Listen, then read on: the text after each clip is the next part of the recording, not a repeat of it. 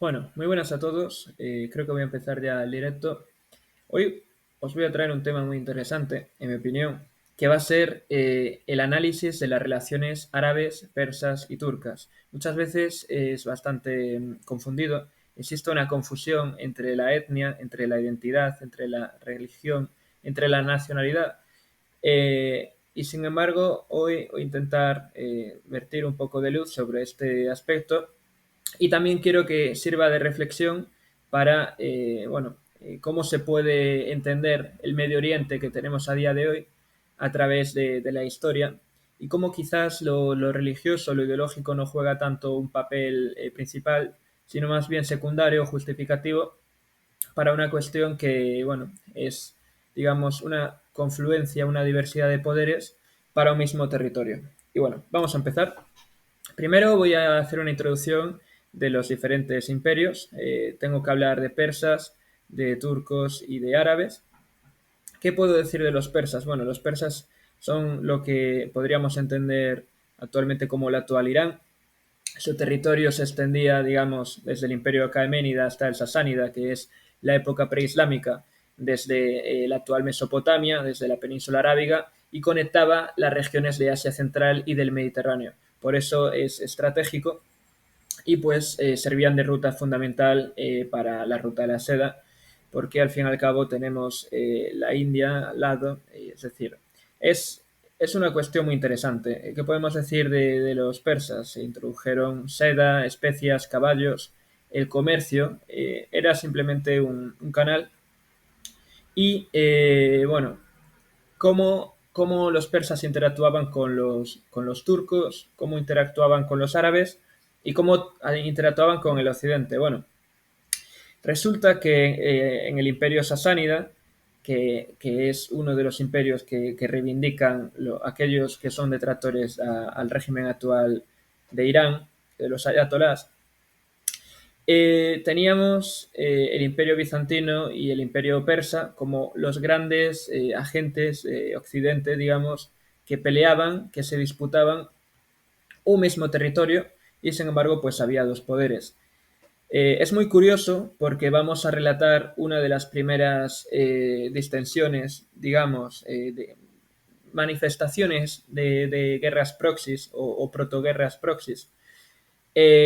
Precisamente, como veis en el mapa, entre los Lácmids y los Gasánidas, y cómo se van a escorar hacia uno de los dos imperios, cada uno, para defender un poco sus intereses, ¿no? Bien. Bueno, vamos a hablar del zoroastrismo, que era la religión oficial que tenía Irán, digamos, no era la religión oficial, digamos, compartida por los persas, perdón. Y bueno, pues, ¿en qué se caracteriza? Pues que a diferencia de los árabes y que a diferencia de los turcos, pues era una de las religiones del libro, una de las religiones que en un primer momento se consideraban abrámicas, que cuenta con textos apócrifos, que sin embargo no reconoce la autoría del cristianismo, como el libro de Enoch, por ejemplo, y que fue revelado por Zaratustra, como la obra de Nietzsche, así habló Zaratustra, y que enfrentaba a Ahura Mazda, que era el dios principal para el zoroastrismo, que representaba la bondad, la verdad, el orden en el universo, y que se enfrentaría contra Angra Mainyo, que era el espíritu del mal. Bueno, digamos que esto suena bastante familiar. Bueno, vamos a tratar precisamente la guerra entre los Lácmids y los Gasánidas. Como veis, por cercanía, los Lácmids estaban cercanos al imperio sasánida, es decir, a Persia, y los Gasánidas, aunque aquí no se vea en el mapa, pues están cerca de, los Lácmids son el actual Irak y los Gasánidas es lo que podríamos entender como Siria y Líbano. Y cómo los gasánidas adoptaron el cristianismo, los coptos, que digamos que es de las iglesias más antiguas que existen, junto con los armenios, los georgianos, los griegos, y cómo los Lácmids adoptan precisamente, Bagdad, Irak cómo adoptan el zoroastrismo en su mayoría y cómo estos dos imperios lucharán como un contexto de la Guerra Fría, por ejemplo, ¿no? Como si lo extrapoláramos a términos modernos. Bueno, la cuestión es que sucede un acontecimiento en el 580, el 602, en el que Al-Numan, que era, digamos, uno de los caudillos militares que se encontraba en el Golfo Pérsico, porque ese es un tema interesante, se puede llamar Península Arábiga o Golfo Pérsico, ¿no? Es una cuestión también de orden geopolítico. Bueno, pues como este pierde la gracia del Shah, bueno, del que era entonces el Shah, y cómo esto va a dejar un vacío de poder en Arabia, que luego, como veremos, se llenará cuando llegue el Islam a la región. Bueno, vamos a hablar también de qué hacían los turcos y qué hacían los árabes en ese mismo momento, pues no tenían, digamos, más allá que de ciudades, no tenían una cohesión, no tenían una unidad suficiente como para poder componer un imperio como el que era el Acaménida, el Parto, el Sasánida. Los árabes básicamente en ese momento eran pues mercaderes caravaneros que se dedicaban al comercio y tanto en la Meca como en la Medina, digamos, que no aparece en el mapa, pero bueno, Meca y Medina, eh, se dedicaban al comercio y eran politeístas y se dedicaban simplemente pues al culto de muchos dioses y se reunían alrededor de la Kaaba, que es el cuadrado básicamente en el que, bueno, eh, digamos que, que contaré más adelante lo que pasó con ese cuadrado, que bueno, forma parte de uno de los principios del Islam en el que los musulmanes tienen que ir a hacer la peregrinación. Bueno, eso para empezar. Y luego con los pueblos túrquicos, pues distinguimos los Shognu y los Gotur, que básicamente eran tribus que provenían de Asia Central, de las estepas, y vamos a ver luego más adelante cómo estos vendrán por la llegada de los mongoles y cómo se integrarían con respecto a estas relaciones. Y es muy curioso porque, bueno, pues como muy parecido a los mongoles, traían arcos, traían caballos, pero vamos a señalar una cuestión interesante en los turcos, que es el oportunismo de los turcos, que vamos a analizar luego más adelante y que quiero que recordéis. Básicamente los turcos eran tengristas, era la religión que practicaban también los mongoles, creían en Tengri y bueno, creen en el cielo, en el agua, digamos que era una mezcla, era un chamanismo, digamos, es decir, no había una uniformidad. Bien. Bueno, luego sucede algo que es muy interesante y que cambiaría el orden geopolítico por completo, que es el nacimiento del Islam. ¿Qué sucede? En el 570, el año del elefante, Abraha, que era el líder etíope, intenta atacar la Meca con elefantes.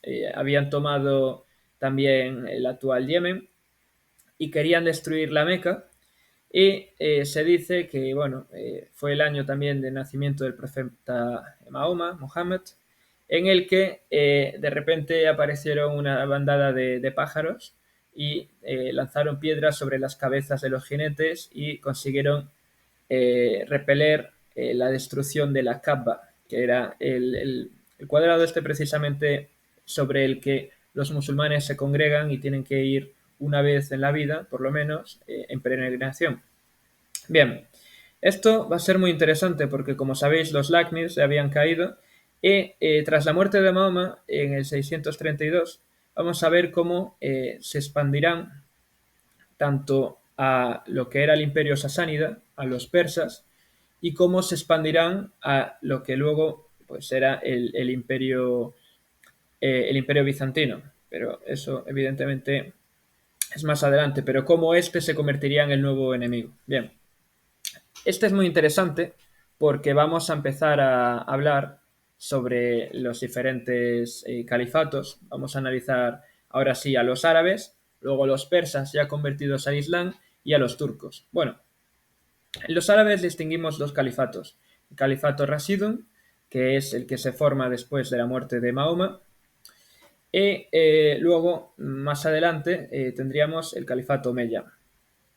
En el 632 precisamente se sucede, en 636, la batalla de Al-Qadisiyah, en el que los árabes pues, consiguen hacerse con la actual Persia, lo que es Irán, mejor dicho, y cómo estos poco a poco se irían convirtiendo al Islam, aunque por Abd al-Kitab, ¿no? Las religiones del libro, en un primer momento se respeta, se tolera al zoroastrismo, a los zoroastristas, y cómo poco a poco pues, las élites persas se irían convirtiendo al Islam. No obstante, no estarían exentos digamos, de conflicto, ¿no? Porque se veía que había un claro sesgo con respecto a los árabes en detrimento de los persas. Bueno, en la batalla del río Zab, digamos, estos pierden la batalla y el califato Omeya, que había conseguido expandirse desde lo que es la península arábiga, la había conseguido prácticamente unificar en su totalidad, hasta toma el Sinaí, toma Egipto, toma Argelia, toma lo que es Marruecos, Túnez, y llega a España.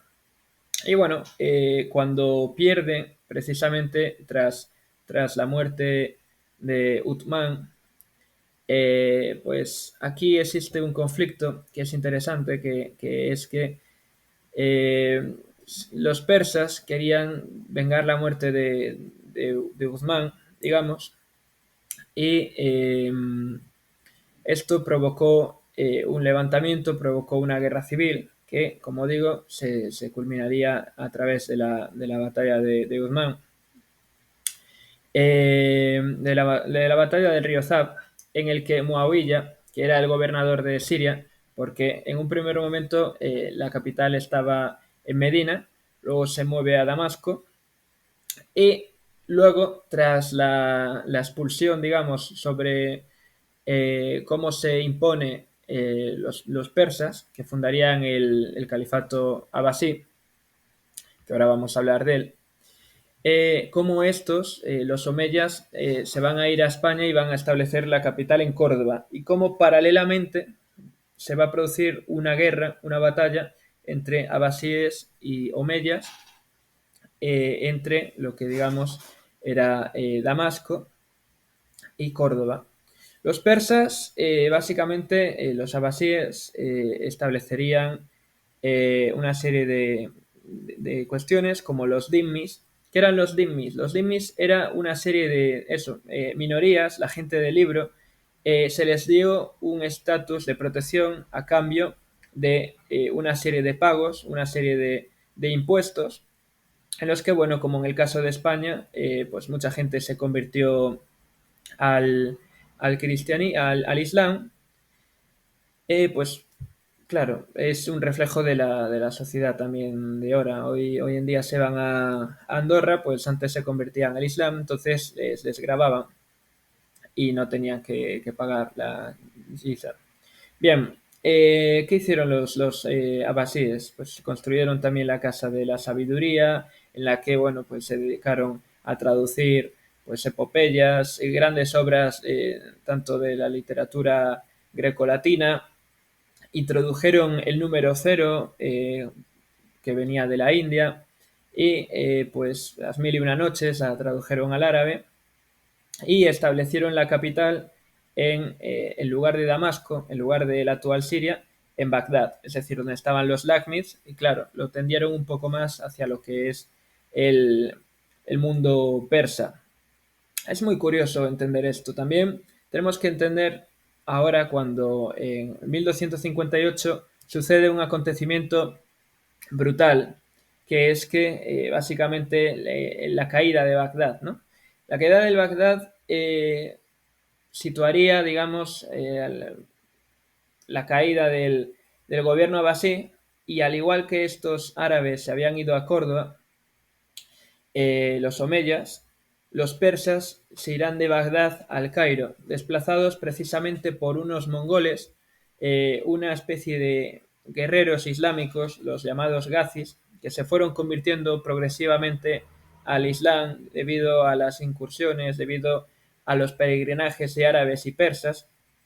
Hay que recordar que los abasíes pues dieron la época de oro del Islam, que es importante en la difusión del Islam, digamos, y como esto, pues Hulagu Khan, que fue el que acometió esta invasión, como supondría el primer, digamos, una de las primeras grandes rupturas, si no era ya suficiente la de Córdoba contra Bagdad, del mundo islámico. Porque bueno, aquí también habría que hablar de sunismo y de chiismo. El chiismo precisamente radica en la idea de la sucesión del profeta Mahoma, Muhammad, en el que, como decíamos, muere en el 632 y el problema es que no nombra sucesor. Entonces, los árabes querrían que fuera parte de los Quraysh, de la tribu familiar, del clan de Mahoma, y los persas, los abasíes, querrían que fuera, pues, precisamente Ali, que era su primo, cuando los árabes, perdón, querían que fuera Abu Bakr, que era el mejor amigo de Mahoma y fuera el primer hombre que creyó en él. La primera mujer fue Fátima y el tercero precisamente fue Ali, que era su primo, su familiar. Entonces los chiitas querrían que fuera los descendientes de Ali, los descendientes de Mahoma, básicamente. Bueno, ¿qué podemos hablar de los turcos? Los turcos, pues llega un momento en el que después de cargarse la capital de Bagdad y de que se fueran al Cairo los abasíes, pues digamos que, bueno, Mehmed en el 1453 es cuando toma Constantinopla con los cañones, pero ahí todavía seguía existiendo tanto Córdoba como el Cairo.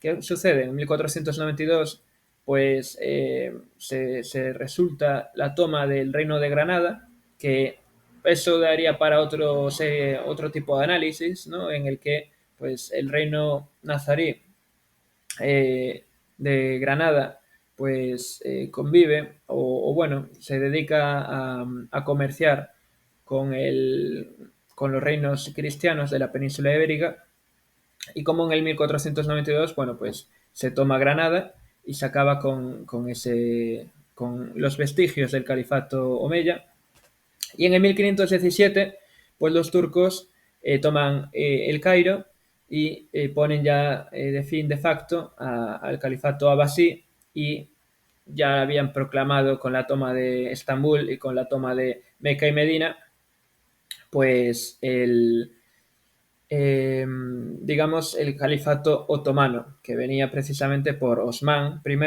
que en la versión árabe es Otman, básicamente. Bien, vamos a hablar ahora de lo que sucede, ¿no? Porque es una guerra triste, digamos, entre los otomanos y los safávidas. Es decir, cómo los otomanos, los turcos, van a luchar contra los persas, porque los árabes van a caer en desgracia, en el sentido de que, bueno, simplemente va a tener más o menos tráfico, más o menos control, las ciudades situadas en el levante mediterráneo, tanto Meca como Medina, y también lo que es ahora mismo, pues tanto el Líbano como Siria, Irak, pero Yemen, Omán, pero no va a estar totalmente organizado. Entonces vamos a hablar cómo ahora se va a desarrollar esta nueva guerra contra los safávidas, que eran los dodecianos, ¿no?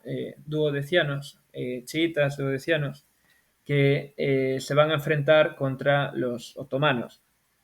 Los chiitas van a decir que se han desviado del Islam, y los otomanos van a decir que básicamente son una secta del Islam y que no pueden existir, y vamos a ver cómo, cómo se va a desarrollar todo esto. El mundo árabe pues se había desintegrado. La idea de la umma que había configurado, digamos, el califato omeya tardío y el imperio, el califato abasí, pues se había destruido, y como este cuarto califato pues sería el último y el más perenne, y como, bueno, los chiitas ya empezarían a utilizar la propaganda, el conflicto, empezarían a establecer conexiones, sobre todo en el sur de Irak, cómo utilizarían el actual Siria, Líbano, Jordania, Palestina, estoy hablando en términos modernos para que nos entendamos, cómo utilizaban la religión, el chiismo, para poder combatir la influencia otomana, y cómo a su vez los otomanos apoyaban pues rebeliones en las tribus y cómo promovían esa ortodoxia sunita como forma de luchar contra esto. Entonces aquí es cuando precisamente se sucede uno de los mayores cismas entre el mundo islámico. Y bien, va a haber un acontecimiento que va a cambiar de nuevo todo, al igual que la llegada del Islam, que es precisamente la llegada de los europeos. Llegan los europeos, vamos a ver cómo se comportan estos árabes, turcos y persas. Bueno, en este momento ya nos encontramos a finales del siglo XIX, principios del siglo XX. La conferencia de París se había dado entre las potencias europeas en Berlín, organizadas por Bismarck, para precisamente repartirse África. Como sabemos, pues parte de África será dividido con Escuadra y Cartabón, y esos territorios precisamente incorporados y conquistados durante el imperio Omeya, el califato Omeya, pues se irían perdiendo poco a poco. Lo que es la actual Marruecos, lo que es Argelia, Túnez, Libia, Egipto, Sudán, que en un primer momento estaban totalmente unificados, y a su vez, pues Siria e Irak, que eso veríamos más tarde cómo se sucede también, pero digamos que el imperio turco ya había estado perdiendo una serie de territorios, perdón, Egipto, Sudán, Irak y Siria todavía no los había perdido, ni tampoco, bueno, Omán, Bahrein, Emiratos Árabes Unidos, Kuwait, ¿no? Eso más tarde. Pero digamos que nuestras tres grandes potencias, Turquía, o bueno, el Imperio Otomano, Irán y Arabia Saudita, vamos a ver cómo se comportan aquí básicamente. Vamos a analizar cómo Turquía, también llamado el hombre enfermo de Europa, cómo ante la pérdida de territorio, precisamente ante la llegada de las colonias europeas, cómo se va a conseguir unir con Alemania para entrar en la Primera Guerra Mundial contra precisamente Reino Unido, Francia y Rusia. Y cómo estos, al mismo tiempo, trazan un acuerdo secreto, que es el acuerdo conocido como el Sykes-Picot de 1916, en el que tanto Francia como Rusia como Reino Unido se pretenden repartir un territorio. Bien, Francia va a intentar tomar lo que es la actual Siria y el Líbano y algunas partes del sur de Turquía, digamos. A su vez, el Reino Unido, que quería consolidar su comercio con la India, que era su colonia, va a intentar meterse en la actual Irak, Jordania, y un corredor que lo conectara precisamente con el Golfo Pérsico. Recordamos que bueno, ya tenía sus otros territorios, primeramente, y vamos a ver qué es lo que sucede precisamente porque Rusia en 1917 sale de la Primera Guerra Mundial por la Revolución Bolchevique, pero también quería parte del pastel. Y es muy curioso porque a Rusia se le había prometido tanto Estambul, el Bósforo, digamos, los Dardanelos y el estrecho de Turquía, partes de Anatolia. Es decir, el Imperio Otomano se había planeado su total destrucción, desmantelamiento, y vamos a ver precisamente cómo tras el final de la Primera Guerra Mundial, en 1918, septiembre de 1918, pues cómo se realizan una serie de tratados. Muchas veces se habla del Tratado de París, el Tratado de París, el Acuerdo de Versalles, Tratado de Versalles como la forma de destrucción precisamente del Imperio Alemán, y cómo eso luego llevaría a al ascenso del Tercer Reich, ¿no? Y del ascenso de Hitler, etcétera. También se habla del Brest-Litovsk con el caso de la Unión Soviética y Rusia. Y pocas veces es mencionado, recordado el Tratado de Sèvres, en el que precisamente se quería destruir totalmente Turquía. Se quería crear además un Estado tanto armenio como un Estado kurdo. Se quería poner Turquía bajo control internacional. Como veis, también hay partes ahí en amarillo, que es la actual Izmira, en la que pues Grecia quería tomar parte en el asunto. Evidentemente, pues se le decía que todos los territorios árabes que se fuera pensando en dejarlos, que no nunca más. Pero bueno, surge un hombre que precisamente, pues bueno, aquí vemos el caso de Siria, cómo querían dividirlo en una serie de estados, ¿no? Tanto el estado de Alepo, el estado alawita, el estado de Damasco, el de Yabal, de los drusos, y, eh, y el estado del Líbano, digamos, la zona norte del Líbano. Vamos a ver luego esto cómo se encuadra. Pero va a surgir un hombre que es Ataturk, y es el origen o el ascenso del cesarismo, de cómo se necesita un líder fuerte, cómo a raíz de la revuelta de los jóvenes turcos, pues nace un hombre que decide renegociar el acuerdo. Él nació en Tesalónica, en Grecia, bueno, en la actual Grecia, bajo lo que era antes el Imperio Otomano. Se convirtió en un mariscal de campo y consigue precisamente renegociar el acuerdo de Sèvres bajo el Tratado de Lausana para al menos mantener parte de su territorio. Y bueno, es muy curioso porque él emprendería una serie de reformas. Él pues reniega ya del Islam, él quiere convertir a su estado en laico, establece el voto femenino en 1928, él prohíbe el fez, el gorrito este que tienen pues los otomanos y que también lo tienen los, los marroquíes, y que sin embargo pues es diferente a la chilaba árabe o al turbán persa o iraní, no hay que confundirlos. Entonces, bueno, a partir de aquí vemos cómo va a hacer también una política de armonización, de nacionalismo, ya se había cometido un genocidio en 1915 durante la Primera Guerra Mundial contra el pueblo armenio, pues se va a hacer también algo parecido en esta misma óptica con el resto de minorías, con la minoría kurda, con los armenios. Y bueno, este es el final, digamos, del cuarto califato.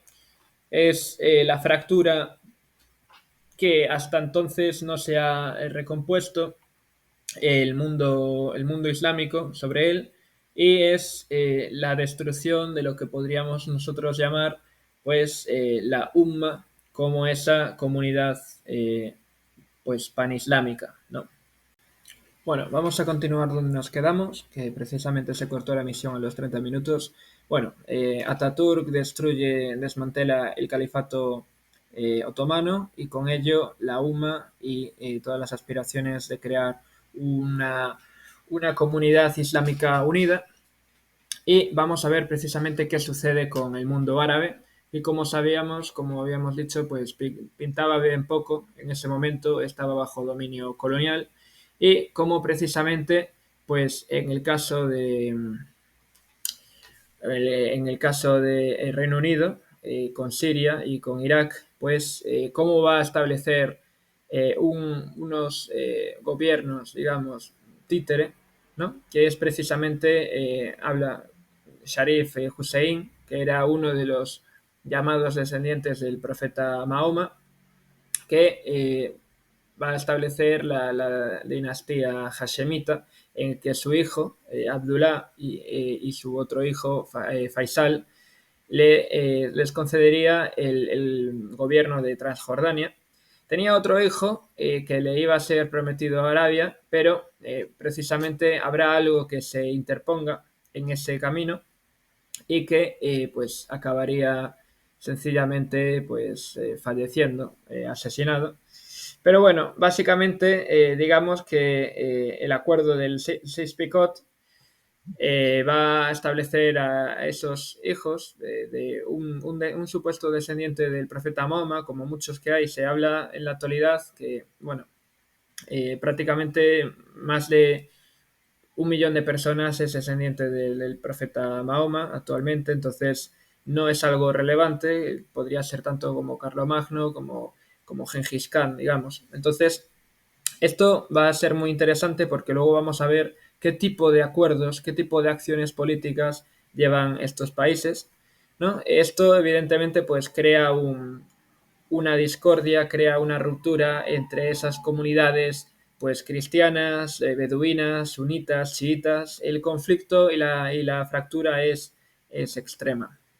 Bueno, Francia al mismo tiempo, pues como sabéis, tiene tanto en la zona del Líbano como en Siria. Si Reino Unido le importaba Irak y le importaba la zona de Transjordania, de Palestina, digamos, pues Francia va a hacer algo parecido, pero no va a utilizar, digamos, una dinastía real, porque al final, pues, la Francia republicana, pues, lo que va a utilizar es la perfidia, es aquel mapa de Siria que habíamos comentado antes, es establecer una serie de minorías, mm, los llamados los maronitas, en el Líbano, por ejemplo, y cómo eso luego va a justificar la guerra civil libanesa en 1975 hasta los 90, porque precisamente embiste hace una serie de contrapoderes, hace una serie de tretas muy parecida a la masonería, en la que pues drusos, sunitas, chiitas, cristianos, pues van a jugar un papel a la hora de componer ese nuevo, ese nuevo gobierno. Y bueno, ¿qué podemos hablar luego? Que eh, Arabia Saudita, a la vez, pues tenemos que en 1932 Abdulaziz ibn Saud, a base de, básicamente, tenía más de 70 mujeres, había tenido un montón de hijos, se consigue apoderar de Arabia, que hasta entonces no se llamaba Arabia Saudita, sino que simplemente era Arabia, y cómo pues va a ser apoyado por los Estados Unidos y cómo va a apoyar un movimiento como el wahabismo o una especie de sunismo fundamentalista, cómo va a luchar contra otros agentes que sin embargo sí que buscaban esa recomposición, esa reunificación del mundo árabe y de la creación de la Umma, de nuevo, ¿no? Tenemos a Nasser en la figura, en la tercera figura en la parte de arriba, que precisamente quería esta idea de panarabismo. Básicamente, él en 1952 da un golpe de Estado, consigue derrotar al gobierno títere de Reino Unido y pues decide tanto nacionalizar el canal de Suez y se alía con la Unión Soviética y de hecho momentáneamente tiene una pequeña unión entre Egipto y Siria. Y es muy curioso porque va a haber dos acontecimientos muy importantes que van a determinar esta lucha entre el wahabismo, encabezado por Arabia Saudita, que al fin y al cabo es el que tiene la Meca, tiene Medina, ¿no? Las ciudades que son más importantes para los musulmanes, para el Islam, y cómo precisamente a través de la guerra de Yemen se va a suceder una guerra proxy en el que Nasser va a apoyar a los republicanos y pues Arabia Saudita en ese entonces va a apoyar a los monárquicos. También sucede un acontecimiento en 1973, que es la guerra del Yom Kippur, en la que precisamente pues, se enfrenta Egipto, Jordania y Siria. Perdón, en la guerra de los 6 días, el Yom Kippur vendría después, eso, en 1973. En 1967 se sucede la guerra de los 6 días, en el que eso, tanto Egipto como Siria, como Jordania, lucharán contra Israel y pues acaban perdiendo ante la potencia israelita y Nasser se tiene que marchar y Saddam pues acabaría firmando unos acuerdos de paz en el que se le devuelve el territorio del el canal de Suez y la región del Sinaí a Egipto, pero pues de ese entonces también se había perdido tanto los altos del Golán como la zona de Gaza, es decir, tanto partes de Siria, el sur de Siria, como la franja, digamos, la costa de Gaza, ¿no? Lo que es actual Gaza. Bien, luego, pues evidentemente se independizan también otros países como Kuwait, como Bahrein, como Emiratos Árabes Unidos, como Omán, que hasta entonces eran pues protectorados británicos. Vamos a hablar ahora de los persas, ¿no? Que también pues tienen que tener una parte aquí. Es que básicamente tenían una dinastía que, como sabéis, ya se había acabado la dinastía Basí, pero ellos tenían los Qajar, básicamente, que se caracterizaban por una dinastía corrupta, deficitaria, endeudada, terriblemente, muy, muy corrupta. Entonces, digamos que no tenía mucha, no había prosperado y en 1907 hay una unión, digamos, anglo-rusa en el que se busca que la zona norte de Rusia, de Irán, perdón, tenga un control ruso y la zona sur un control británico. Pues como sabéis, en 1917 se pierde Rusia, se convierte en la Unión Soviética y abandona esta serie de alianzas. Entonces eso crea un vacío de poder que los británicos asumirían. Es muy curioso porque precisamente la Anglo-Persian Oil Company, hoy en día llamada la British Petroleum y que todavía cotiza en bolsa, pues encuentran precisamente en el Medio Oriente y primeramente en Irán un recurso muy valioso que es precisamente el petróleo. Entonces vamos a hablar de otra figura que es Reza Khan, que sería digamos, un hombre de una familia pobre que nace y que se convierte en militar y que consigue dar un golpe de Estado de carácter pro-británico contra esta dinastía, la Qajar, y cómo precisamente se va a convertir en un títere de Reino Unido y cómo su dinastía, la Pahlavi, que hereda el nombre de una de las dinastías históricas preislámicas de lo que era la Persia de entonces, como de alguna forma se va a convertir en una de las dinastías más ricas y más corruptas también de la historia. Bien, va a llegar un momento en el que en la Segunda Guerra Mundial, precisamente, pues él va a intentar tomar ideas también muy parecidas a las de Ataturk, de modernizador, de hay que abandonar esta idea del Islam, y sin embargo no abandona del todo ese papel de la Persia que tiene que jugar o de que debería tomar Irán, ¿no? Entonces, en la Segunda Guerra Mundial comete el error, como cometió Turquía, de aliarse con los malos. Y es que, pues, tiene una serie de coqueteos, una serie de comercios, de una serie apoyo a la Alemania nazi a nivel logístico, a nivel comercial, que involucra la eventual pues conquista, la invasión por parte de ingleses y por parte de rusos en 1941, lo que hace que pues Persia caiga.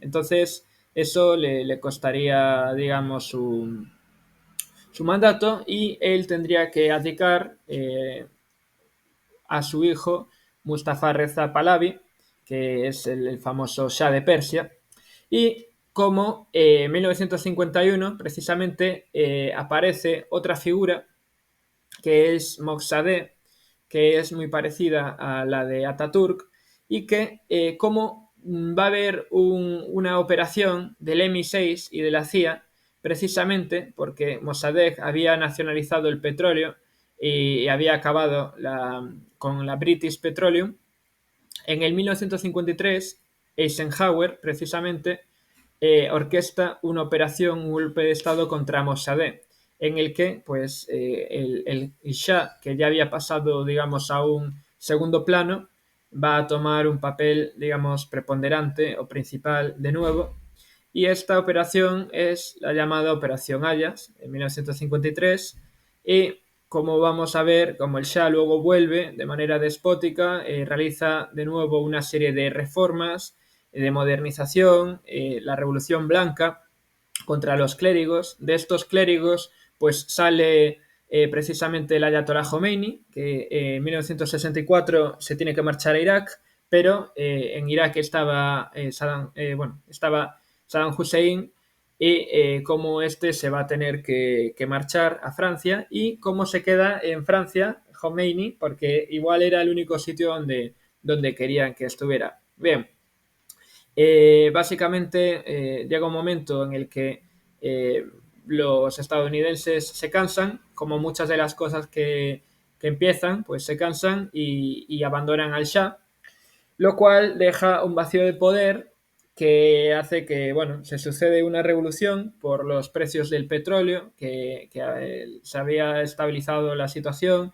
El Shah era despótico, hacía una serie de alardes, hay una fiesta en la que compra 40.000 gorriones de España y nada, al final pues se acaba cayendo y se acaba estableciendo eh, la dinastía de los ayatolás Jomeinis, lo cual es muy curioso para entender el contexto actual, ¿no? Y quién lo puso y cómo se produjo, etcétera. Bueno, vamos a hablar de las guerras proxies y de las organizaciones terroristas.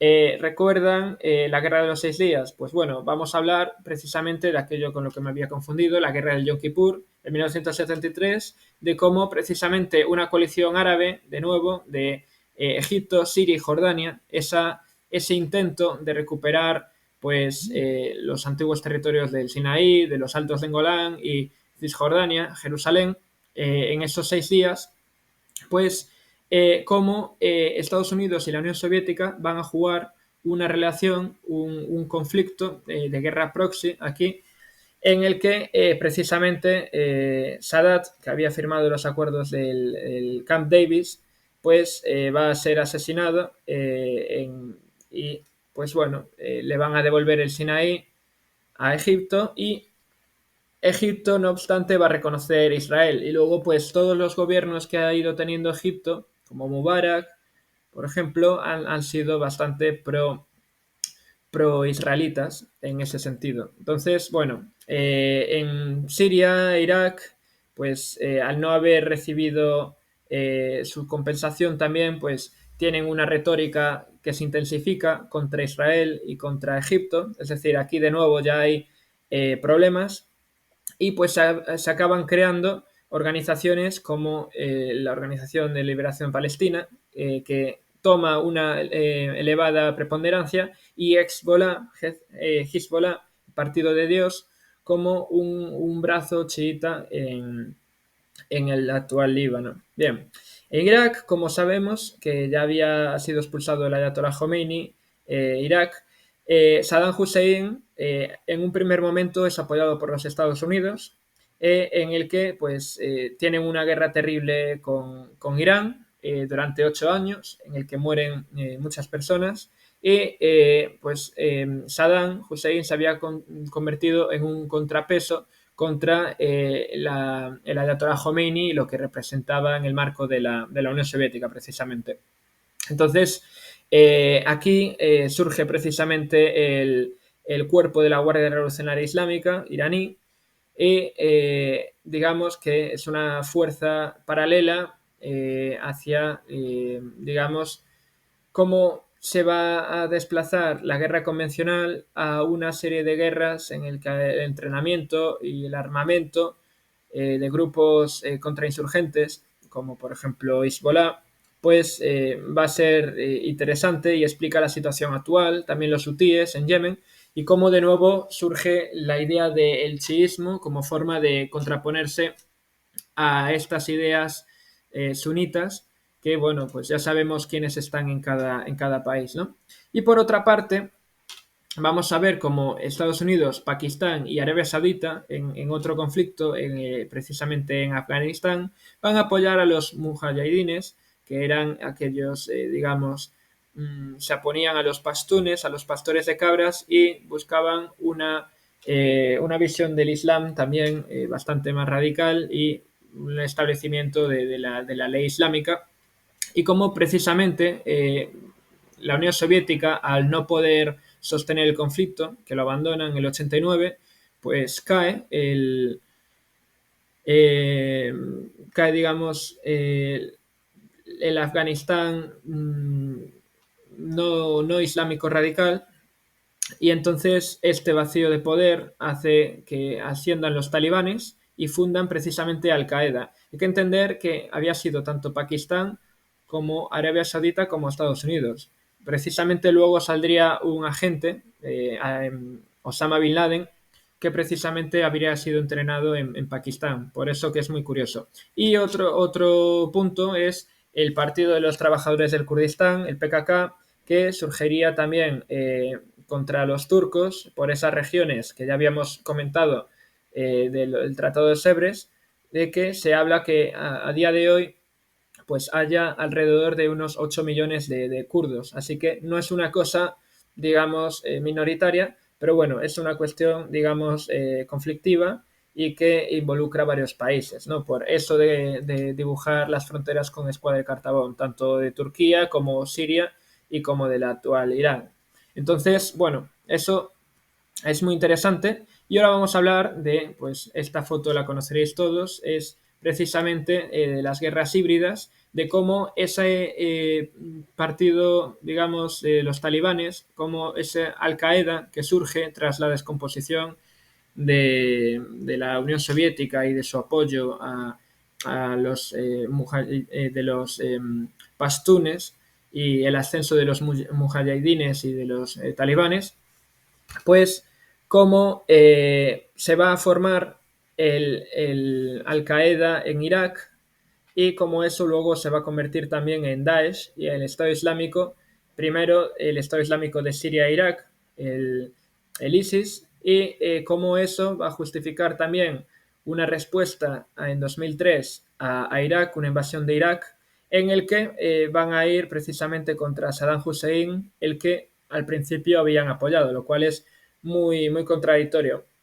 Y pues el Daesh es una rama suní salafista, digamos, todavía más radical, que busca la imposición de la ley islámica, y como evidentemente el mundo islámico está totalmente dividido. ¿Cuán distante puede estar esta situación actual del mundo islámico con respecto al califato abasí, ¿no? De la era de oro del Islam en el que pues convivían las culturas, etcétera?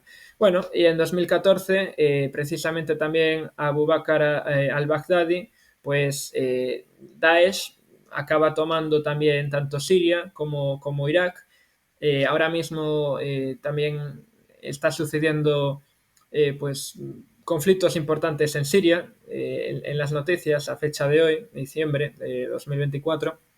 Y bueno, es curioso analizarlo. Y al mismo tiempo, también vemos como, digamos, esa fuerza del Daesh en 2014, 2015, se funda el brazo, digamos, de África Occidental del ISIS, en el que pues Boko Haram, por ejemplo, en Nigeria, se encargaría de desestabilizar la región. Y como ahora mismo pues Boko Haram o el ISIS de África Occidental está luchando, por ejemplo, contra el grupo Wagner o contra los Tuareg, lo cual también es curioso y cada uno puede sacar sus propias conclusiones. Y bueno, vamos a hablar de la actualidad actual, bueno, vamos a hablar de la actualidad, digamos, y cuál es lo que le puede esperar al mundo árabe, a la Umma, a los persas, a los turcos. Bueno,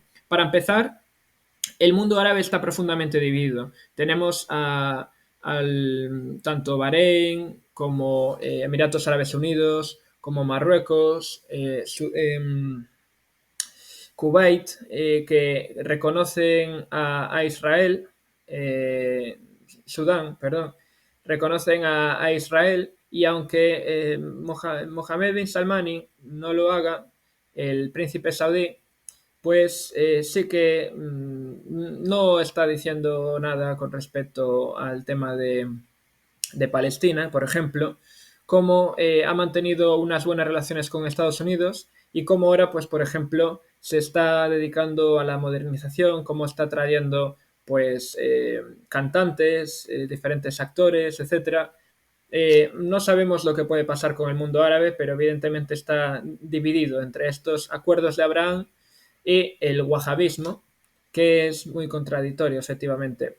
Luego tenemos a los turcos. Los turcos, como decíamos antes, son contradictorios. Se contrapone la idea del neotomanismo. Tenemos la OTAN, en la que pues, también tiene muchos problemas con Grecia, con Chipre, pese a haber entrado junto con Grecia en el 1952. Tiene el problema de los Altos del Golán con Siria. Tiene el problema del Kurdistán iraquí, sirio. Tiene pues una organización de los estados turcos con Kazajistán, con Tayikistán, con Kirguistán y Azerbaiyán y Turquía. Quiere entrar en la Unión Europea, quiere entrar en los BRICS, está en el acuerdo de la cooperación de Shanghái, reconoce a Israel. Entonces, hay un problema importante de identidad con respecto a los turcos. Y luego, pues tenemos al mundo chiita y al mundo persa, en el que, bueno, pues apoyan a Hezbollah, a los hutíes, tienen una rama en Irak, en Siria, en Palestina, forman parte de los BRICS, han mejorado las relaciones árabes y persas en el último año, han entrado en los BRICS juntos, y cómo se opone radicalmente a Israel y cómo al mismo tiempo su carrera militar nuclear, cómo reaccionarían agentes como los árabes y como los turcos a que Irán desarrollara una bomba atómica. Seguramente ellos también querrían. Lo importante en esta imagen es analizar precisamente si el mundo islámico está tan unido como creemos y en mi opinión realmente no. Y es muy curioso saber quiénes están ahora mismo en el poder y cómo han llegado al poder para comprender las acciones detrás de todo lo que vemos actualmente. Pero bueno, esa era la reflexión y espero que os haya gustado mucho el vídeo y me despido. Hasta entonces.